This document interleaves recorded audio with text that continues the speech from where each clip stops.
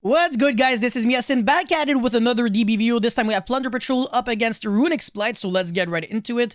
Who's going to be winning the dice roll? I think it was Plunder Patrol, but... yes, okay, so it was Plunder Patrol. Going to be going first with what seems to be a relatively... Oh, hold on. In playing a bunch of KSHATRI-LA cards that I didn't know. So the opening hand is Magnamut with the Mady, Redbeard, another Magnamut, and then Birth, which is kind of like a monster reborn from the grave or banished for the KSHATRI-LAs, as well as Golden Hair. I think this is a one-card combo if you have like any discard, so it's pretty nice. And there is no hand traps from the Runic side. Double Tip, Freezing Curses, which is kind of like a Imperm, Splight Carrot, and then Nimble Beaver. Well, Imperm, well, it's rather a Forbidden Chalice. Anyways, so he's gonna be going normal summon the Golden, and then make the El Mirage, and then discard one card, I think, in order to special summon it from the graveyard. And then he can make the Link 2 monster, which is not too bad, so I don't know what's up with DB right now. But yeah, summon the Link 2 and just pass turn there, wow. Yeah, the other cards are kind of like, yeah, I mean, you can't really use this card really well. The thing, I forgot the name, I think the Whitebeard would have been like the really good card to discard, and then you can special summon something from the deck, but unfortunately, can't really do too much right there. So if you only have like one monster, yeah, one DD crew as well, it might not be enough against your opponent, unfortunately. Anyways, the Freezing Curses is going to be summoning the Huggin, and that's going to be using its effect. Apparently, you're not supposed to pronounce this Huggin, but I don't care. Yeah, this is going to be using its effect to summon the level 8 fusion monster. I believe this negates a monster effect, and also draw into Ash. That is so convenient. Oh, wow. That can actually take care of the Runic Fountain, draw 3. Or you can actually choose to Ash the Runic Tip, which I don't recommend because you know for a fact that your opponent has Runic Fountain, and most likely one other Runic card that he can use. Otherwise, he would have used the Fountain first and then the Runic Tip. So definitely something that you have to keep into consideration. Anyways, now he goes for Runic Fountain and goes for the Flashing Fire to try to destroy the Plunder Patrol ship list. However, this does have an effect so that you can summon your Plunder Patrol captain that is equipped into the main monster zone. So he's gonna get back his captain. And, oh, actually, hold on. Yeah, no, this is supposed to special summon it. It's not really supposed to, like, negate the effect. Yeah, no, that's not what it does. Yeah, you must have confused it with Freezing Curses. Yeah, anyways, he's gonna try to draw 3 with Runic Fountain. That is not gonna go through. It's gonna get ashed. Special summon the Carrot, and then normal summon the Beaver. Summon another Beaver, so... Oh, actually, or Angler. Yeah, of course, because of Splight Sprint, this engine is actually so broken. There's that and Hyperia that everybody in the deck, in the game is playing right now. But anyways, make the Gigantic, which by the way has 3,200 attack because there's a fusion monster underneath. So even though he doesn't have any battle phase, at least he has a really high attack monster on the field. And of course, going to be going for Splight Elf, revive back the Swap Frog, make a Toad. Everybody's playing 2 Swap Frog, I think, in Splight now because it's so easy to have access to your Toad now that there is a Splight Sprint. But even without Splight Sprint, it's still possible with like Bujinki Ahashima, or if you have like any other extender on the field. It's still something that you can achieve. But anyways, top deck terraforming, that's really good for the field spell. There was absolutely nothing to banish for the Bisted monsters. And also, when the Gigantic Splight got sent to the grave, he was already locked under level rank or link 2 monsters only. So the Magnamut was basically unsummonable.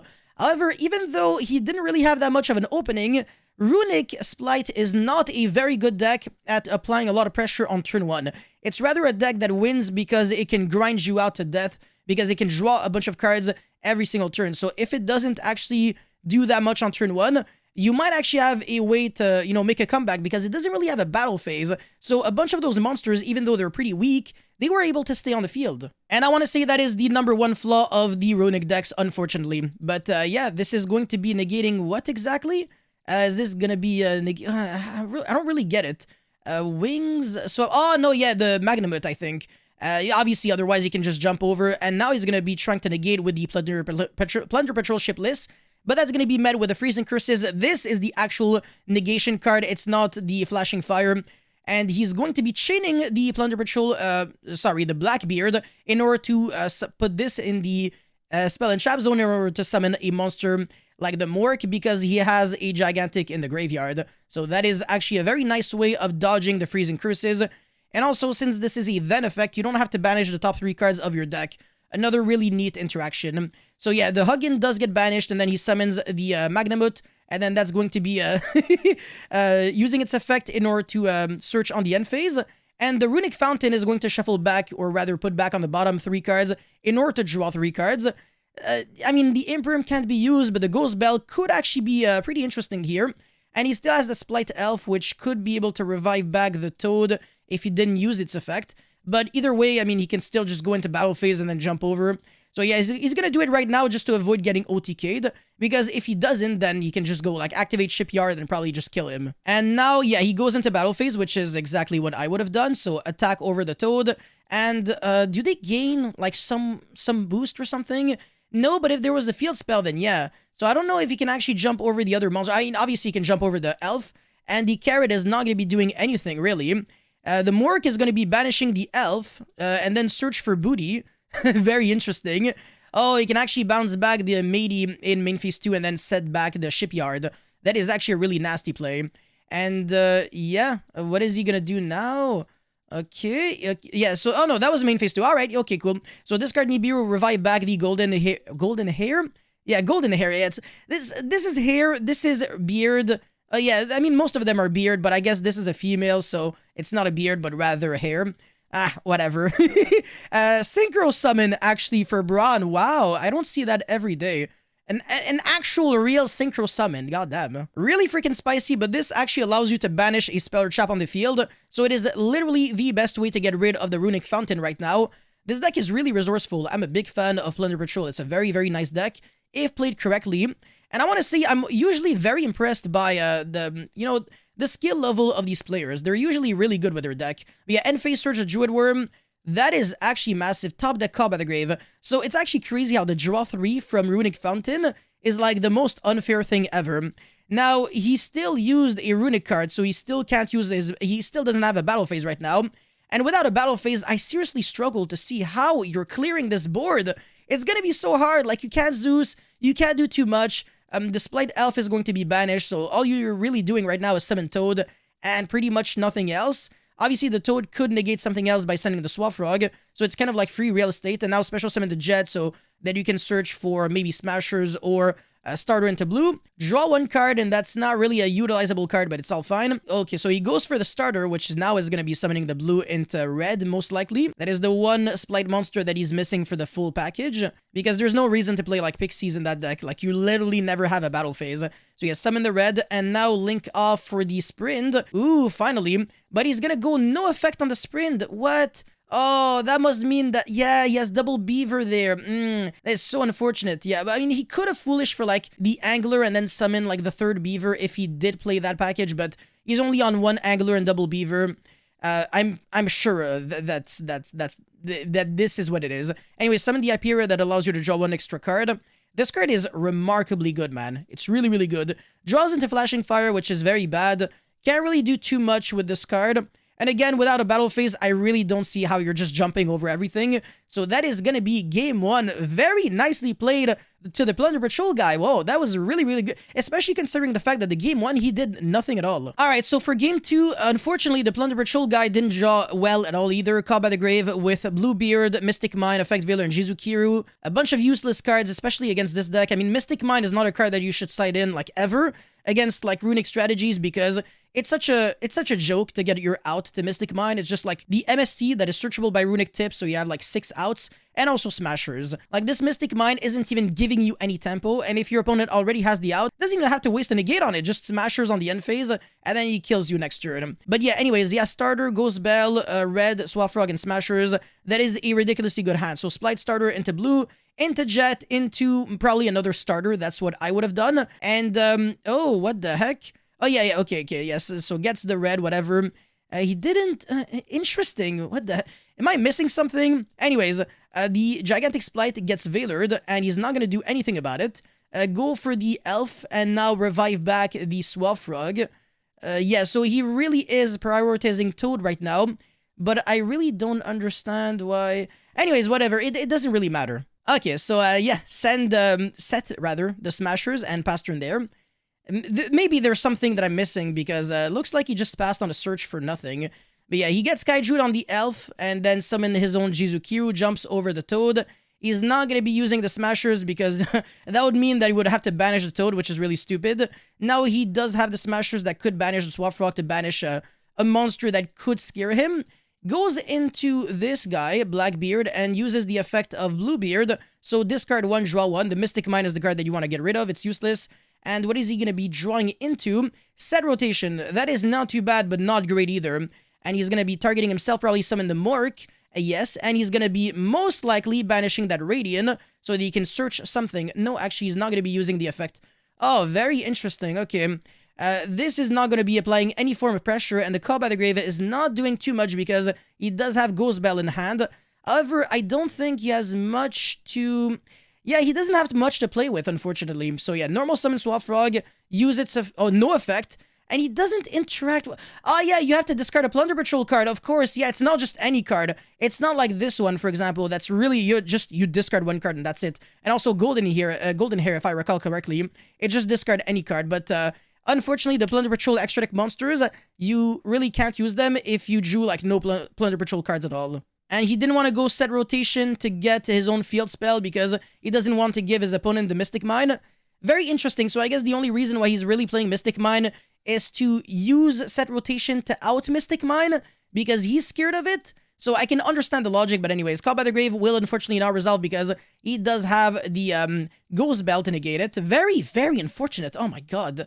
And yeah, just sets the Runic Destruction, which is an MST again, and he still has the Smashers. And because of the Splight Elf being able to recur back advantage, this is not going to go well. And on top of that, this is making things even worse. He top decks another useless card. Oh man, KSHATRI-LA Birth. Yeah, Monster Reborn for KSHATRI-LA's, and he just... He sees the writing on the wall. There is no way he can win this game. And we're going into Game 3 now. Alright, so Game 3, I believe the Plunder Patrol guy is most likely going to be going first because he lost Game 2. Double Anti-Spell, Ash, Magnamut, and Rivalry of Warlords. Far from a good hand. I think this is like the third hand in a row, actually, where he draws garbage. But he surprised me a lot on Game 1, so nicely played to you. And for the Splight Runic guy, he has double Runic Destruction, D-Shifter, Lava Golem, and Eperia. That is far from being bad, but it's also not... it's alright, it's alright. It's not unplayable at all. He just goes set 3 pass, which is a good way of playing around Runic Destruction, but a bad way of losing to Evenly. And Duster and stuff. No, sorry, not Duster, because Anti-Spell takes care of it. But yeah, the Runic Destruction can still take care of the Anti-Spell. He's gonna go Freezing Curses to summon, and then Chain Anti-Spell, and then Chain Runic Destruction. That's gonna be met by the second Anti-Spell. Banishes the Unicorn, so I think we can confirm now that he is playing a rather big KSHATRI-LA engine. And it's funny that we never saw him draw like a single Fenrir or like Field Spell in the opening hand. He just keeps drawing garbage. Now, for some reason, he discards the Lava Golem instead of the Shifter. I don't understand why, because Shifter has a 0% chance of being used, whereas Lava Golem actually does have, you know, a probability of being utilizable. The Huggin does get ashed, so can't really get the Field Spell that way. Set the Rivalry and pass turn there with another Runic Destruction that could take care of this Anti-Spell. And he wasn't capable of normal summoning Eperia because of that Rivalry of Warlord, so maybe the correct move was to go normal summon Eperia first and then draw one. No, actually, no, because he was forced to summon this on like standby because of the Anti-Spell, so it's not like he misplayed at all. There was really nothing he could have done. Top deck, the Bisted Monsters. Are you gonna lock yourself under Dragon only even though you're playing this kind of deck?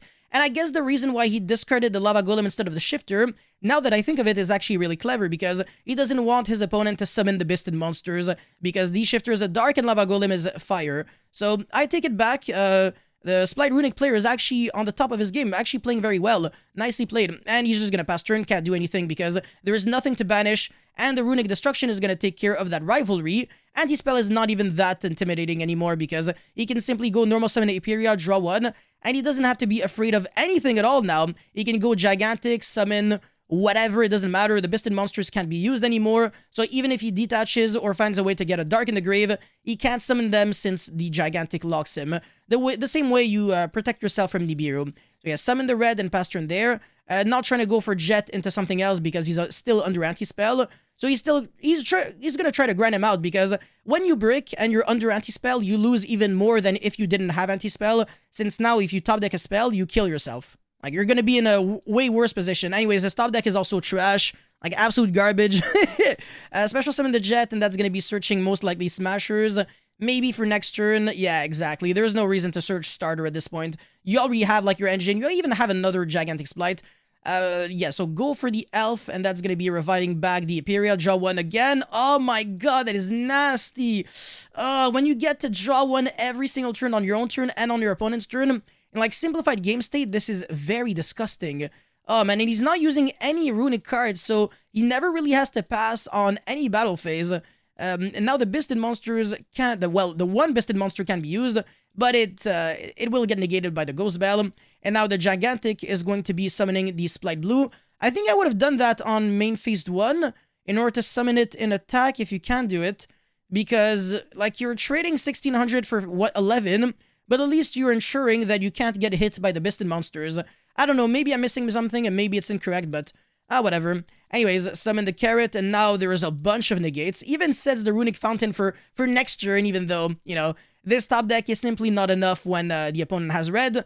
And unfortunately, I believe that this is where it's going to be game over once and for all. So yeah, Splight Red tribute the Carrot because he doesn't have any spells and traps that he can use anyways. And now he's going to actually be able to resolve that Black Eyes.